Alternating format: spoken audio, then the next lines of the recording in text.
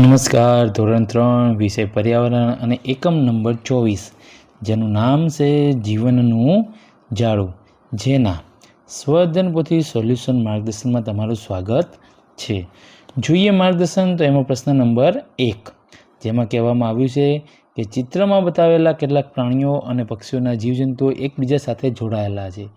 તો કોણ કોની સાથે જોડાયેલા છે તે લીટી દોરી દર્શાવો.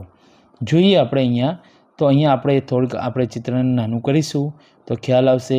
અહીંયા આપણે એકબીજા સાથે જે જોડાયેલા છે એમને જોઈન્ટ કરીને બતાવવાના છે. તો અહીંયા જોઈએ છે આપણને ઉદાહરણ રૂપ અહીંયા આપવામાં પણ આવેલું છે. એની અંદર આપણે જોઈ શકીએ છીએ એકબીજાની સાથે જે કનેક્ટેડ છે. તો એમાં કઈ રીતે કનેક્ટેડ છે તો તમે તમારી બુકની અંદર જોઈ શકો છો.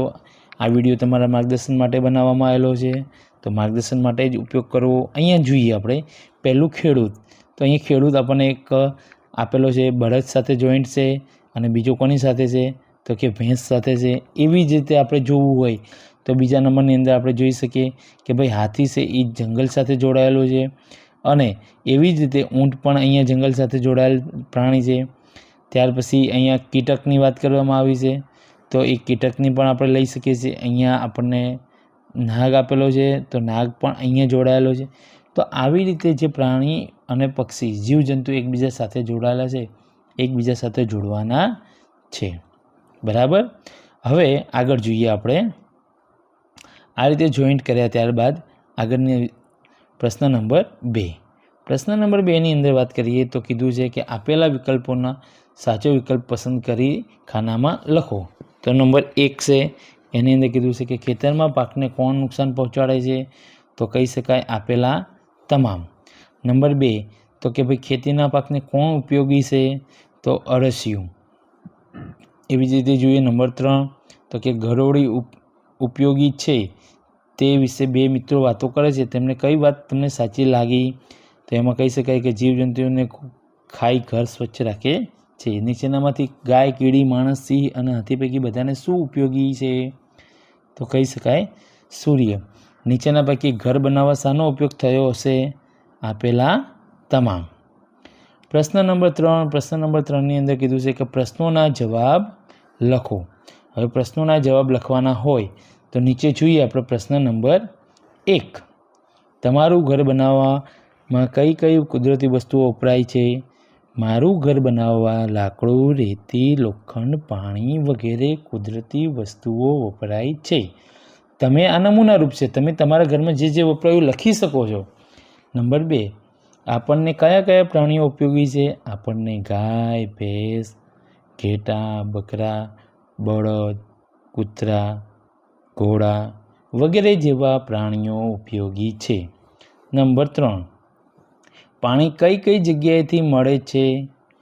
પાણી નદી, તળાવ, સરોવર, કૂવા વગેરે જગ્યાએથી મળે છે. આગળ જોઈએ પ્રશ્ન નંબર 4 જેની અંદર કીધું છે શું માણસ બધા જ પ્રાણી, પક્ષી કે જીવજંતુ વગર જીવી શકે? કેમ? ના, ન જીવી શકે. પ્રાણી, પક્ષી કે જીવજંતુ વગર આપણને ખોરાક મેળવવામાં મુશ્કેલી થાય માટે. નંબર 5 જોઈએ. નંબર 5ની અંદર કીધું છે આપણને કઈ કઈ વનસ્પતિનો ખોરાકમાં ઉપયોગ કરીએ છીએ? આપણે ધાણા, મેથી, લીમડો વગેરે વનસ્પતિનો ખોરાકમાં ઉપયોગ કરીએ છીએ. નંબર 6 રેખા રોટલી બનાવે છે. રોટલી તૈયાર કરવા કઈ કઈ વસ્તુઓનો ઉપયોગ કરવો પડશે?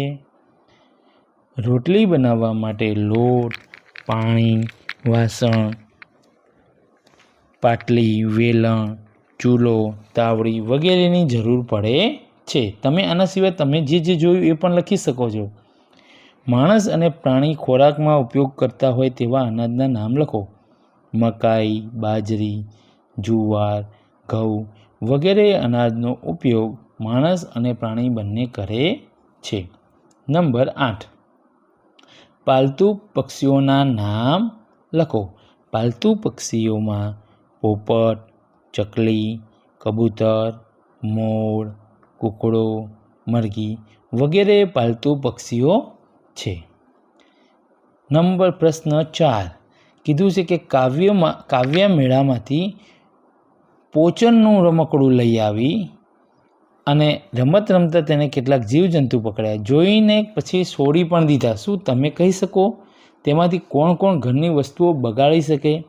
તમે ખરાની નિશાની કરો જે વસ્તુઓ બગાડી શકે એની સામે. તો જોઈએ આપણે અહીંયા આપણને આપેલું છે એમાં આપણે અહીંયા ટીક કરેલો છે જે બગાડી શકે પાદરની કીડી, ચાંચડ, ઈયળ, ઉધઈ અને ફૂદી જે અનાજ આપણું બગાડે છે. આગળ જોઈએ પ્રશ્ન નંબર 5. પ્રશ્ન નંબર 5ની અંદર સૂચના આપવામાં આવી છે કે ખોટા શબ્દ ચેકી નાખો. જોઈએ આપણે તો નંબર 1, જીવજંતુ અનાજને બગાડે છે. ખાટલો લાકડામાંથી બનાવવામાં આવે છે. રેસા નાળિયેરમાંથી મળે છે. અહીંયા જુઓ જે સાચું છે એ બોલવામાં આવે છે, ખોટું છે એને ચેકી નાખ્યું છે. નંબર 4, મધમાખી મધ બનાવે છે. નંબર 5, ચૂલામાં લાકડા ભરાય છે. નંબર 6, કાગળ ઝાડમાંથી બને છે. અને નંબર 7, માટીમાંથી ઈંટ બને છે. તો અહીંયા આપણું આ એકમનું સ્વઅધ્યયન પોથી સોલ્યુશન માર્ગદર્શન પૂર્ણ થાય છે. આવું જ માર્ગદર્શન મેળવવા માટે અને અમારી સાથે જોડાયેલા રહેવા માટે આજે જ અમારી ચેનલને સબસ્ક્રાઈબ કરો. આવજો.